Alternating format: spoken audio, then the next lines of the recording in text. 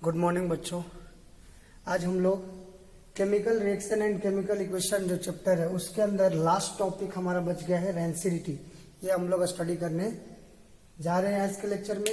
इससे पहले हम लोग कोरोजन देखे थे। कोरोजन क्या था? कोरोजन एक प्रोसेस था जिसमें किसी मेटल को अगर एयर में अगर एक्सपोज कर दिया जाए तो एयर में प्रेजेंट मॉइस्चर या फिर ऑक्सीजन के साथ वो मेटल क्या करता था, रिएक्ट करता था और कोराइड हो जाता था। ठीक है, और उस प्रोसेस को कोरोजन बोलते हैं। और कोरोजन का सबसे सिंपल सबसे कॉमन एग्जांपल क्या था? Rusting of iron. ठीक है, जब आयरन या आयरन से बने किसी ऑब्जेक्ट को अगर हम लोग एयर में एक्सपोज करते हैं लॉन्ग टाइम के लिए तो आयरन क्या करता है?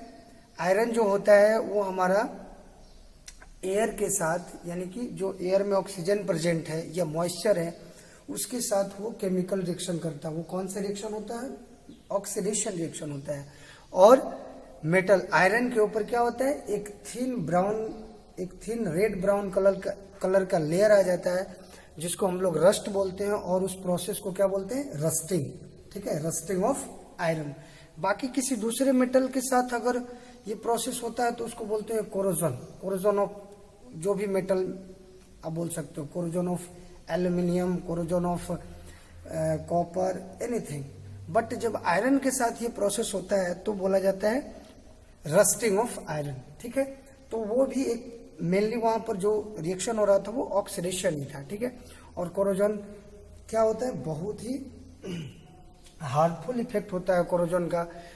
Every year lots of money have to spend to prevent metal from corrosion. Corrosion से मेटल को प्रिवेंट करने के लिए एवरी ईयर बहुत सारे पैसे खर्च किए जाते हैं। ठीक है, तो ये एक बहुत ही हार्मफुल मतलब सीरियस प्रॉब्लम है कोरोजन, और इसका बहुत ही इफेक्ट जो है बहुत ही हार्मफुल होता है। ठीक है, और उसके मेटल को कोरोजन से प्रिवेंट करने के लिए, बचाने के लिए हम लोग कुछ प्रोसेस यूज करते हैं, जैसे पेंटिंग करते हैं।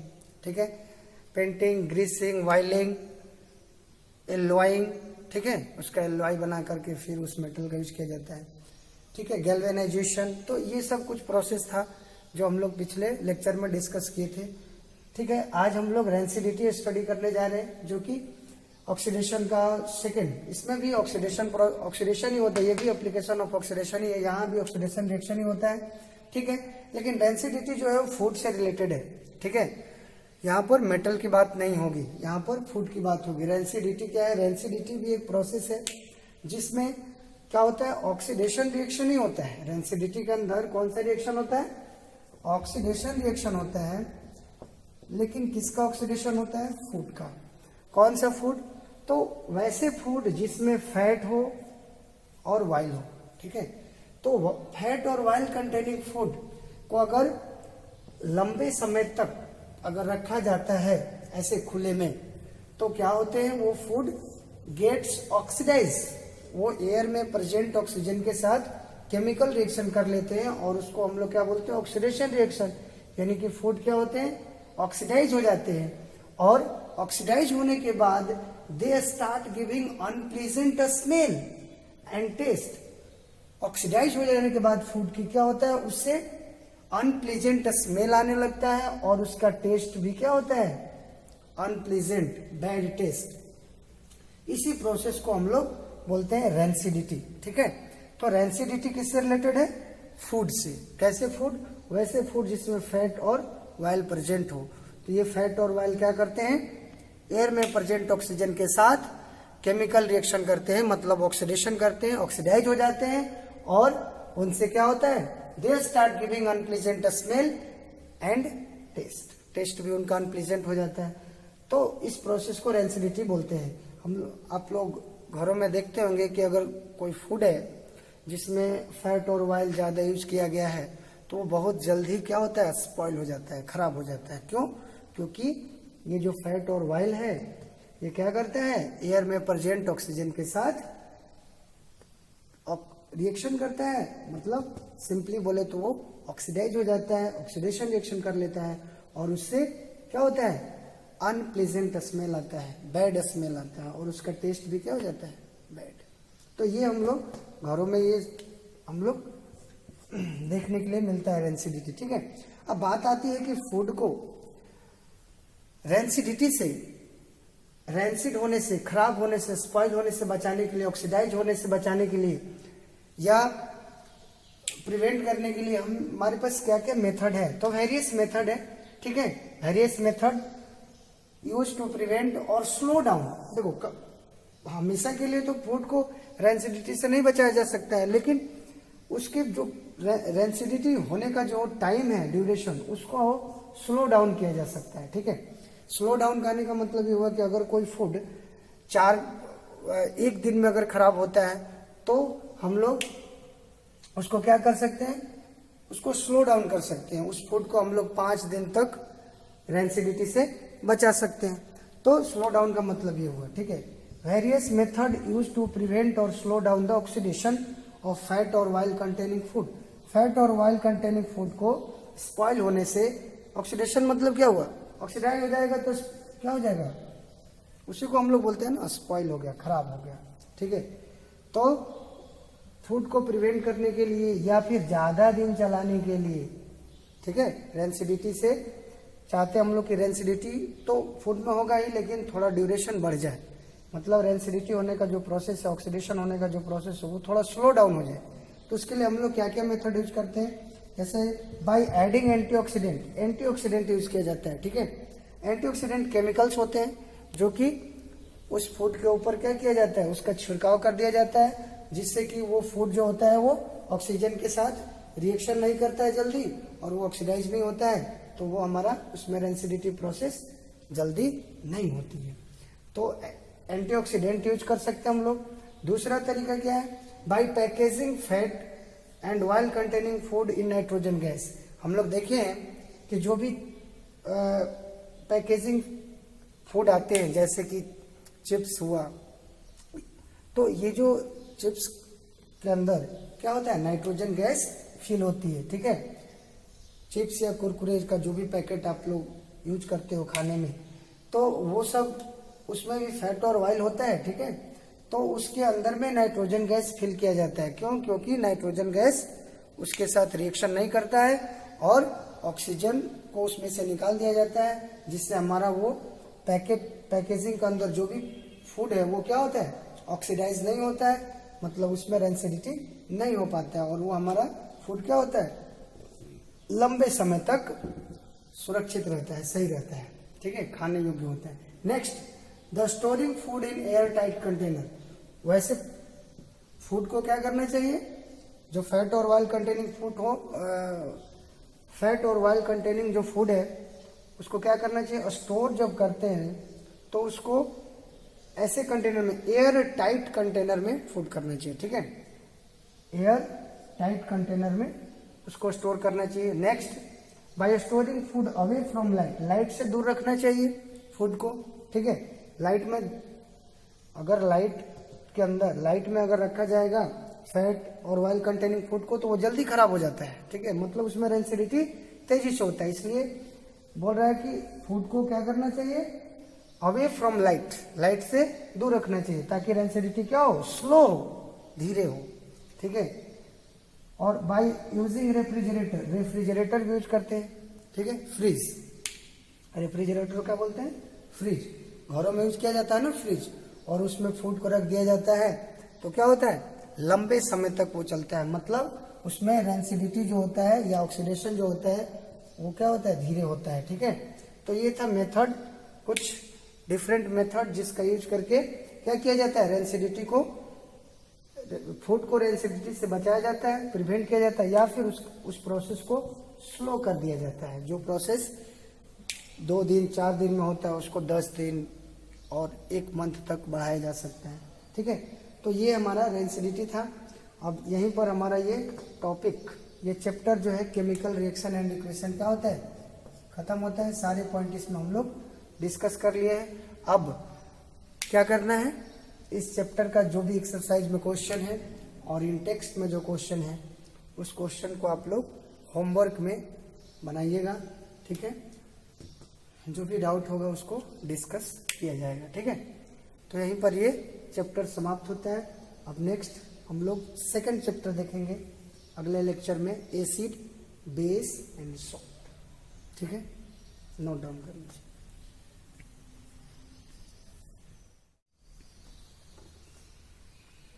हाँ, तो सेकंड चैप्टर हम लोग आज स्टार्ट करेंगे, एसिड, बेस एंड सॉल्ट। ठीक है, चैप्टर का क्या नाम है? Acid, base and salt. और हम लोग ये तीनों पार्ट को एक एक करके स्टडी करेंगे। पहले एसिड के बारे में जानेंगे, फिर बेस, और फिर लास्ट में हम लोग सॉल्ट के बारे में स्टडी करेंगे। इसके साथ इसमें कुछ और भी पॉइंट आएगा, जैसे इंडिकेटर क्या होता है, उसके बाद हमारा पीएच वैल्यू की बात होगी, और बाकी एसिड, बेस और सॉल्ट, ये पूरा इस चैप्टर के अंदर हमें स्टडी करना है। तो पहले हम लोग एसिड स्टार्ट करते हैं। एसिड की कुछ प्रॉपर्टीज, जो जनरल प्रॉपर्टीज होती है, properties of acid, this are sour in taste. Acid का टेस्ट क्या होता है? श्योर। श्योर मतलब क्या बोल सकते हो आप? खट्टा। ठीक है, जिसका टेस्ट क्या होता है? खट्टा होता है, खाने में खट्टा लगे, उसको हम लोग एसिड बोलते हैं। ठीक है, they turn blue litmus into red. अगर एसिड में ब्लू लिटमस को, ब्लू लिटमस पेपर होता है, ठीक है, दो तरह का पेपर होता है, एक ब्लू कलर का, एक रेड कलर का। तो एसिड में जब हम लोग ब्लू लिटमस पेपर को डालते हैं तो वो रेड में उसको क्या करता है? कन्वर्ट कर देता है, जो कि हमारा एसिड का, जो कि पता चलता है कि ये हमारा एसिड ही है, क्योंकि एसिड ही ब्लू लिटमस पेपर को रेड में कन्वर्ट करता है। They gives H+ ion in aqueous solution. Acid का जो एक्वस सॉल्यूशन होता है, वो उसमें एसिड क्या करता है? H+ आयन रिलीज करता है। Acid choroid metals, acid metal के कांटेक्ट में आता है तो क्या होता है?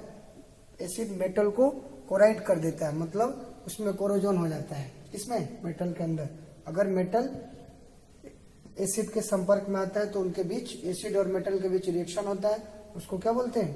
कोरोजन। ठीक है, या सिंपली बोलो कि एसिड कोराइड मेटल्स। अब एसिड का कुछ एग्जांपल है। तो एसिड दो तरह के होते हैं। ठीक है, एसिड दो टाइप के होते हैं, एक होता है स्ट्रॉन्ग एसिड और दूसरा होता है वीक एसिड। स्ट्रॉन्ग एसिड क्या होते हैं, वीक एसिड क्या होते हैं, उसके कुछ एग्जांपल्स यहाँ पर है। Strong acid, weak acid. तो स्ट्रॉन्ग एसिड के एग्जांपल हमारा है हाइड्रोक्लोरिक एसिड। ठीक है, HCl, उसका फॉर्मूला क्या होता है? HCl। सल्फ्यूरिक एसिड, H2SO4, उसका फॉर्मूला होता है। और थर्ड है नाइट्रिक एसिड, इसका फॉर्मूला क्या होता है? Molecular formula HNO3। ठीक है, तो ये हमारा कुछ स्ट्रॉन्ग एसिड का एग्जांपल है। वीक एसिड का एग्जांपल जैसे एसिटिक एसिड, ऑक्सैलिक एसिड और साइट्रिक एसिड। ठीक है, तो स्ट्रॉन्ग एसिड और वीक एसिड में एसिड को दो पार्ट में डिवाइड कर दिया गया है, strong acid, weak acid. Strong acid क्या होगा, क्या होता है, वीक एसिड क्या होता है, ये हम लोग आगे देखेंगे। ठीक है, स्ट्रॉन्ग एसिड यहाँ पर अगर सिंपली समझना चाहते हो तो देखो, एसिड का मेन काम क्या है? H+ आयन रिलीज करना एक्वस सॉल्यूशन में। ठीक है, अगर स्ट्रॉन्ग एसिड क्या करेगा? जल्दी, मतलब H+ आयन ज्यादा रिलीज करेगा एक्वस सॉल्यूशन में।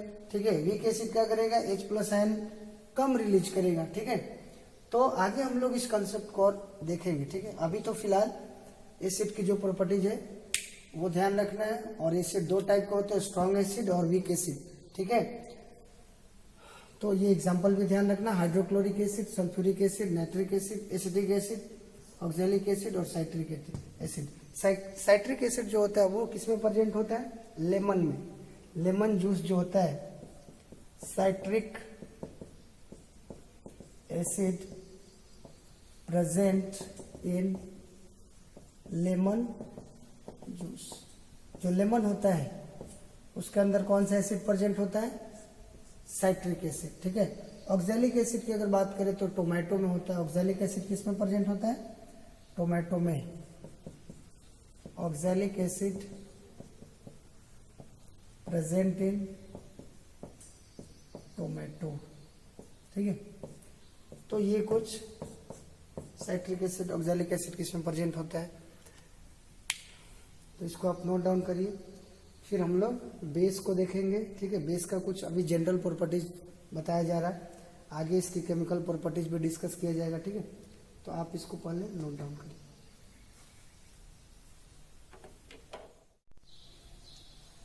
तो नेक्स्ट हम लोग बेस की प्रॉपर्टीज देखने जा रहे हैं। ठीक है, अभी इससे पहले हम लोग एसिड की प्रॉपर्टीज देखे थे। ठीक है, उसके बाद हम लोग बेस के बारे में देखने जा रहे हैं, कुछ जनरल प्रॉपर्टीज इसकी। बेस क्या होता है? Bitter. They are bitter in taste. Base का टेस्ट क्या होता है? बीटर। ठीक है, बीटर मतलब कड़वा टेस्ट होता है इसका। ठीक है, they turn red litmus into blue. ये रेड लिटमस को क्या करता है? ब्लू में कन्वर्ट करता है। दे give OH minus ion in aqueous solution. और बेस जो होता है उसको टच करने पर कैसा फील होता है? सॉपी। जैसे सॉप को टच करने पर जैसा फील होता है वैसा ही बेस को टच करने पर भी वैसा ही फील होता है, सॉपी इन टच। ठीक है, बेस भी हमारा दो टाइप के होते हैं, स्ट्रॉन्ग बेस और वीक बेस। ठीक है, स्ट्रॉन्ग बेस का अगर एग्जांपल की बात करें तो सोडियम हाइड्रोक्साइड, इसका फॉर्मूला होता है NaOH। ठीक है, दूसरा पोटेशियम हाइड्रोक्साइड, इसका फॉर्मूला है KOH। कैल्शियम हाइड्रोक्साइड, इसका फॉर्मूला क्या है? Ka। कैल्शियम हाइड्रोक्साइड का फॉर्मूला क्या है? CaOH whole twice.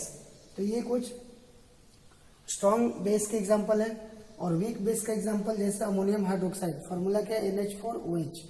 ठीक है, तो ये हमें बेस के बारे में ध्यान रखना है, बेस की प्रॉपर्टीज। अब एसिड और बेस को आप जो भी अभी तक बताए प्रॉपर्टीज उसको आप कंपेयर करो। बेस क्या होता है? बेस का जो टेस्ट की अगर बात करें तो बेस का जो बेस होता है उसका टेस्ट क्या होता है? बीटर। एसिड का टेस्ट क्या होता था? श्योर टेस्ट होता था उसका, नहीं, टेस्ट क्या होता था? श्योर, खट्टा। और इसका बीटर मीन्स कड़वा टेस्ट होता है। They turn red litmus to blue. Base क्या करता है? रेड लिटमस को ब्लू में कन्वर्ट करता है, जबकि एसिड क्या करता था? ब्लू को blue to red. Blue to red, acid क्या करता था? Blue to red. They give OH minus ion. Base क्या करता है? OH माइनस आयन देता है एक्वस सॉल्यूशन में, जबकि एसिड क्या करता था? H प्लस आयन देता था। ठीक है, तो ये उसको कंपेयर करके आप देख सकते हैं। तो एसिड की प्रॉपर्टीज, बेस की प्रॉपर्टीज सिंपल हम लोग जनरल प्रॉपर्टीज देख लिए। अब जैसे देखो बेस जो होते हैं, बेस को अल्कली भी बोला जाता है, अल्कलीज। लेकिन कैसे बेस को अल्कली बोला जाता है? तो दोज बेस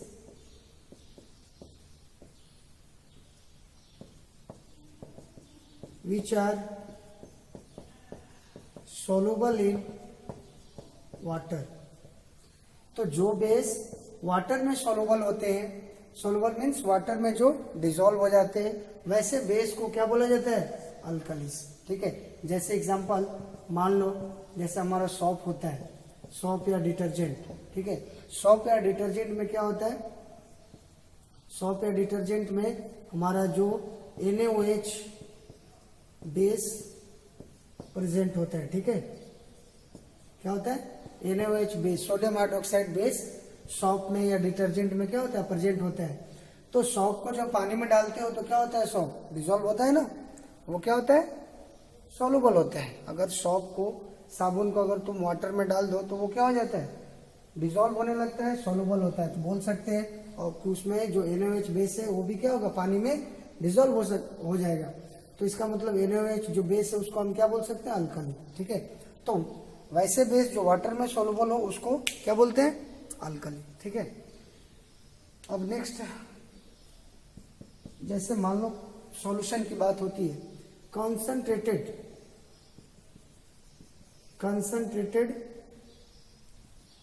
एसिड अगर दिया हो, ठीक है, और डाइल्यूट एसिड, एक मिनट,